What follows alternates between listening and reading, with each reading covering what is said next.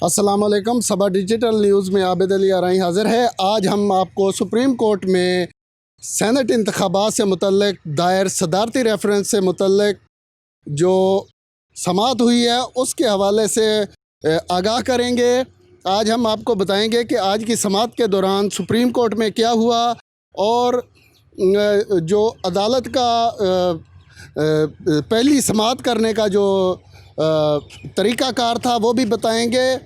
1:17 पर ये समाअत शुरू हुई सुप्रीम कोर्ट में और मुख्तसर समाअत के अंदर अटार्नी जनरल ऑफ पाकिस्तान पेश हुए हैं और इसके अलावा जो समाअत हुई है उसका अहवाल जो है हम सुप्रीम कोर्ट के 2 सीनियर रिपोर्टर्स हमारे पास मौजूद हैं। पाकिस्तान ऑब्ज़र्वर से बिज़नेस रिकॉर्डर से मिस्टर टेरेंस और 92 न्यूज़ जो अखबार है उसकी तरफ से ग़ुलाम नबी यूसुफ़ज़ई साहब हमारे साथ मौजूद हैं। तो हम आगाज़ करते हैं। ग़ुलाम नबी यूसुफ़ज़ई साहब से पूछेंगे कि इस समाअत के दौरान अदालत ने अहकामात क्या दिए हैं। शुक्रिया आबिद साहब। आज मुख्तसर समाअत हुई है और अदालत ने नोटिस जारी किए हैं। नोटिस चारों जो सूबों के स्पीकर साहिबान असम्बलियों के उनको जारी, स्पीकर कौमी असम्बली को, चेयरमैन सेनेट को, इलेक्शन कमीशन ऑफ पाकिस्तान को नोटिस जारी हुआ है। जो चारों सूबों के एडवोकेट जनरल साहिबान हैं उनको नोटिस जारी हुआ है। इस्लामाबाद हाई कोर्ट के एडवोकेट जनरल को नोटिस हुआ है। अटार्नी जनरल को कहा गया है कि उनके जो मारूज़ात है वो तहरीरी तौर पर जो है ना 1 हफ़्ते में जमा कराए।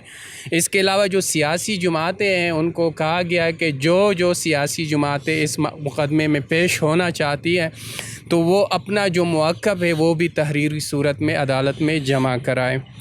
आज के जो मुख्तसर लुबा में आपको बताऊं तो वो ये है कि अटार्नी जनरल पाकिस्तान ने सुप्रीम कोर्ट के सामने ये मुकदमा रखा है कि आप आर्टिकल 226 की तशरीह करके हमें बताएं कि जो कॉन्स्टिट्यूशनल इदारों के जो इलेक्शंस है उसका जो इतलाक़ है वो सीनेट ऑफ पाकिस्तान के इलेक्शन पर भी होता है या ये सिर्फ़ जो speaker, deputy speaker, president of Pakistan के इलेक्शन के लिए होता है। और उनका ये कहना था कि मेरा ये ख़्याल है, मेरी राय है कि जो 226 का इतलाक़ है वो सीनेट ऑफ पाकिस्तान के इलेक्शन पर नहीं होता। और उन्होंने कहा कि मेरा ख़्याल ये है कि इलेक्शन एक्ट में तरमीम करके हम तरीक़ाकार सीनेट इलेक्शन के लिए तब्दील कर सकते हैं। यहाँ हम टेरेंस जे सिगमनी साहब से पूछेंगे कि अटार्नी जनरल ने शुरू में एक सवाल उठाया है जो रेफरेंस के अंदर उठाया गया, वो सवाल क्या है? अटॉर्नी जनरल साहब ने जो सवाल जो उठाया है वो उन्होंने बेसिकली ये कहा है कि ये जो इलेक्शंस हैं एक तो कॉन्स्टिट्यूशंस के तहत है और जिसमें प्रेसिडेंट का इलेक्शंस होता है, जिसमें तमाम वो डिटेल दी हुई है उसके इलेक्शंस के हवाले से। इसी तरीके से प्राइम मिनिस्टर का इलेक्शंस है वो भी जो है ना वो कॉन्स्टिट्यूशन के तहत होता है। चीफ़ मिनिस्टर का इलेक्शन है वो भी कॉन्स्टिट्यूशन के तहत होता है। और जो स्पीकर और डिप्टी स्पीकर और चेयरमैन सेनेट और डिप्टी चेयरमैन सेनेट के, बाकी उन्होंने कहा है कि जो अब मेंबरान की जो इलेक्शंस के हवाले से उसमें जो एक्ट है जो उसमें जो है उसमें कोई चीज़ बयान नहीं की गई। तो फिर अब हम जो है थ्रू एक ऑर्डिनेंस के तहत क्या ये ऑर्डिनेंस के तहत जो हुकूमत ये काम कर सकती है कि उसको अमेंड कर दे उसका कानून को, और वो ताकि वो जो है ना वो उस अमेंडमेंट के ज़रिए से जब ऑर्डिनेंस आएगा ऑर्डिनेंस के ज़रिए से अमेंडमेंट आएंगी तो उसके ज़रिए से जो है वो तब्दीली करके जो है ना उसके इलेक्शंस करने की वो बात कर इसमें जस्टिस एजाजुल एहसन ने शुरू में ही सवालात उठाए। इसी जो सदारती रेफरेंस का सवाल था उस पर जस्टिस एजाजुल एहसन ने क्या सवाल उठाए हैं? एजाजुल एहसन ने साहब ने तो उन्होंने बात की। उन्होंने कहा कि देखें इसमें एक तो ये है कि हम जो है अगर आप जब ये कहते हैं कि सेनेट के इलेक्शंस की बात करते हैं कि भाई ऑर्डिनेंस के ज़रिए से, तो फिर ये होगा कि कोई कानून के किसी कानून को आप लेकर आ जाएंगे और फिर आप जो नेशनल असेंबली के अंदर जो इलेक्शंस होते हैं उसको भी फिर जो है ना उस कानून के तहत जो है ना वो आप डील करेंगे।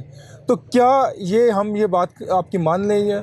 तो उस पर जो अटॉर्नी जनरल ने ये बात की, उसने कहा कि जो इलेक्शन सेनेट के जो मेंबरान होते हैं वो ट्रस्टीज़ हैं, उनके ऊपर जो है ना उनकी पार्टीज़ का जो है ना वो रेगुलेट होता है और वो उस पार्टीज़ के अपने वो नुमाइंदे होते हैं वो उस चीज़ को, जबकि जो नेशनल असेंबली का इलेक्शन होता है वो तो एक अनफरादी इंडिविजुअल्स का इलेक्शन होता है, उसमें जो है वो आप उस चीज़ को इस तरीके से उसके साथ कंपेयर नहीं कर सकते। गुलाम नबी यूसुफजई साहब, हमें ये बताइएगा कि जस्टिस याह्या अफरीदी जो बेंच के मेंबर हैं, उन्होंने सिर्फ उन्होंने ही इस रेफरेंस के काबिल समाअत होने या ना होने पर सवाल उठाया है।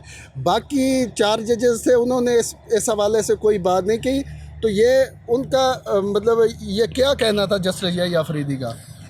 जी बिल्कुल, बाकी जजेस ने मेंटेनेबिलिटी पर क्वेश्चन नहीं उठाया, लेकिन इजाज़ुल हसन ने जो क्वेश्चन उठाया है वो बहुत हद तक वैलिड है। और उन्होंने कहा कि जो उसका है सेनेट का जो इलेक्शन है उसके हवाले से जो ये ख़दशात है कि ख़रीद व फ़रोख्त होती है और जो फ्लोर क्रॉसिंग होती है और सियासी जमातें इस बारे में मुत्तफ़िक है, तो फिर सियासी जमातों के ज़रिए इत्तिफ़ाक़ी राय क्यों पैदा नहीं किया जाता। तो उनके जो है ना एक रीज़नेबल क्वेश्चन उन्होंने उठाया, लेकिन सबसे जो बड़ा सवाल मेंटेनेबिलिटी पर उठाया है वो जस्टिस याह्या अफरीदी साहब ने उठाया है। और उनका कहना ये था कि जो कॉन्स्टिट्यूशन ने वाज़ेह तौर पर ये कहा है कि जो पॉलिटिकल मामलात है तो उस डिबेट में अदालतों को इंडल्ज नहीं किया जाएगा। तो ये एक पॉलिटिकल मामला है, तो पॉलिटिकल मामलात में क्यों जो है ना सुप्रीम कोर्ट को जो है ना वो शामिल किया जा रहा है, मुलविस किया जा रहा है। तो आप हमें जो है ना आइंदा जो समाअत होगी उस पर हमें मेंटेनेबिलिटी पर जो है ना कि कैसे जो है ना ये जो रेफरेंस है वो सुप्रीम कोर्ट के सामने काबिल पज़ीराई है। नाज़रीन, सुप्रीम कोर्ट ने ये सवाल उठाया है कि आइंदा समाअत पर अटॉर्नी जनरल ये वाज़ेह करें कि ये किस तरह काबिल समाअत है। और इब्तदाई समाअत के लिए तो सुप्रीम कोर्ट ने इसको मंजूर कर लिया है।